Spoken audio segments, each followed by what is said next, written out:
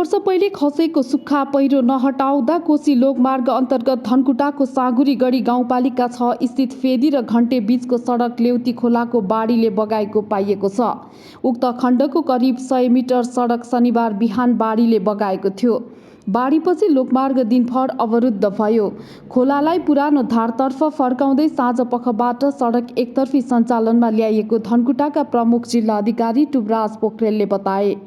जनप्रतिनिधिका अनुसार पूर्वतर्फ रहेको बिलेनी सामुदायिक वनबाट 10 वर्ष अघि खसेको सुक्खा पहिरोका कारण खोलाको धार परिवर्तन भएको थियो। पहिरोले बनाएको ढिस्को हालसम्म नहटाउँदा खोला पश्चिमतर्फ मोडियो।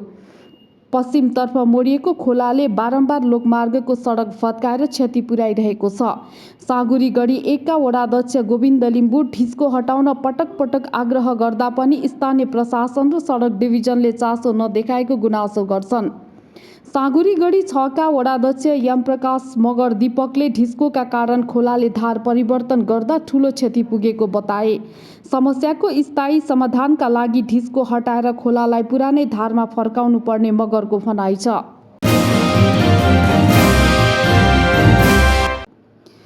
कोशी प्रदेश सरकार 3 पाङ्ग्रे सवारी साधन विशेष गरी सिटी रिक्सालाई नियमन गर्ने गरी अघि बढेको छ। अबदेखि सिटी रिक्साको दर्ता, नवीकरण, रुट पर्मिट लगायतका सबै प्रक्रिया प्रदेश सरकारबाटै हुने भएको हो। मुलुकी खबरसँग कुरा गर्दै प्रदेशका आन्तरिक मामिला तथा कानुन मन्त्री रेवती रमण भण्डारीले 3 पाङ्ग्रे सवारीको नियमन गर्ने अधिकार प्रदेश सरकारलाई भएको बताए। उनले यस्ता सवारीलाई दर्ता, नवीकरण र रुट पर्मिट दिने अधिकार स्थानीय तहलाई नभएको बताए। अबदेखि 3 पाङ्ग्रे सवारी सञ्चालन गर्न चालक अनुमति पत्र अनिवार्य गरिने मन्त्री भण्डारीले बताए। 75% भन्दा बढी सिटी चालकसँग लाइसेन्स नभएको उल्लेख गर्दै उनले 4 महिनाभित्र सबैलाई लाइसेन्स दिने गरी काम भइरहेको जानकारी दिए।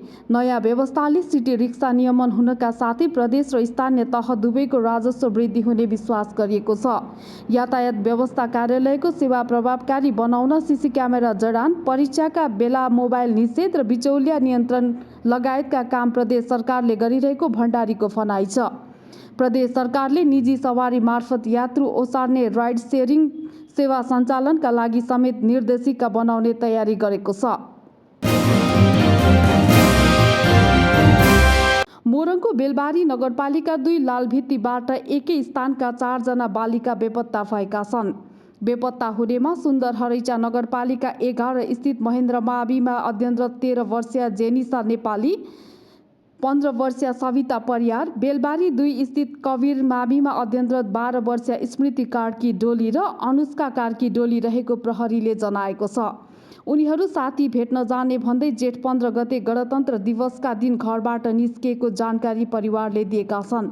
इलाका प्रहरी कार्यालय बेलबारीका प्रमुख प्रहरी निरीक्षक कृष्ण बहादुर खत्रीले बेपत्ता बालबालिकाहरूको खोजी जारी रहेको जानकारी दिए, तर हालसम्म फेला पार्न नसकेको उनको भनाइ छ।